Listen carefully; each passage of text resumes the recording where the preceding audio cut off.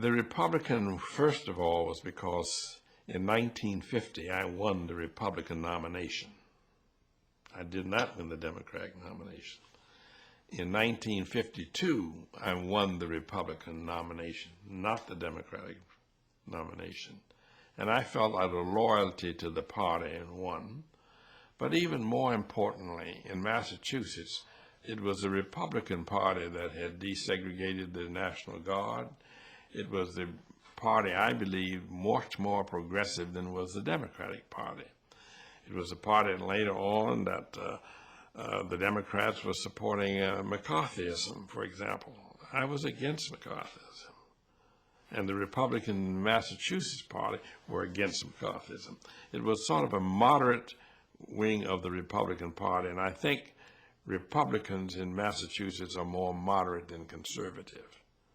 Now, Barry Goldwater and along the line, a lot of that changed. The organization conservative took over more.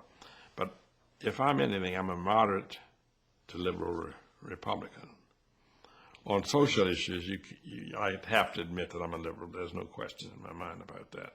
And I never deceived anybody about it. No one expected me not to be pro-civil rights or pro-women's rights or pro-civil liberties. And if they expected it, then they were sadly, grossly misreading me. I've never been anything but that. On other issues, on some economic issues and some things, I've always believed that man or woman should do for themselves what government should do only those things which man and woman can't do for themselves. And that was not a Goldwater statement. That was an Abraham Lincoln statement. But I believe that the party should have a heart as well as a head and recognize the fact that there are things that people can't do for themselves, and therefore government must do it for them. But I don't like huge government. I have a conservative bent in that regard. I don't like huge government, a huge bureaucracy. I believe in problem solving, and that's what I wanted to be, a problem solver. I'm sure that not bound by ideological, philosophical, or party constraints. I'm sure that since most black politicians were Democrats, yes, that there was a fair amount of pressure put on you about being a Republican and why, and switching over and isolating yourself from the other black politicians. Was there, and how did you handle that? Well, I've never isolated myself from black politicians.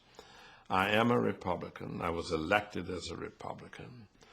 I believe that most blacks are Democrats because they represent districts that, I'm talking about the Congress now, they represent mostly predominantly black districts.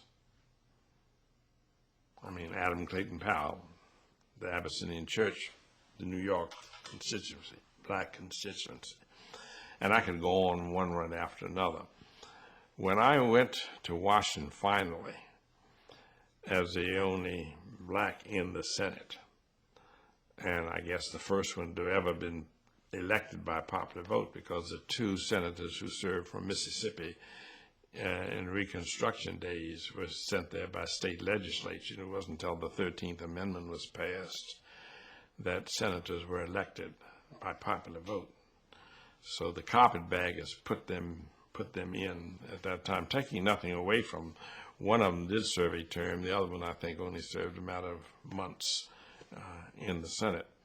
So when I went there, I used to joke that I could have my own caucus in the telephone booth because there was nobody there but me.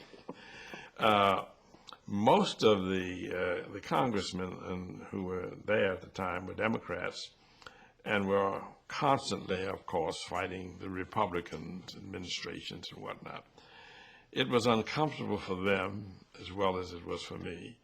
And then I wasn't in the House. I was not a part of it.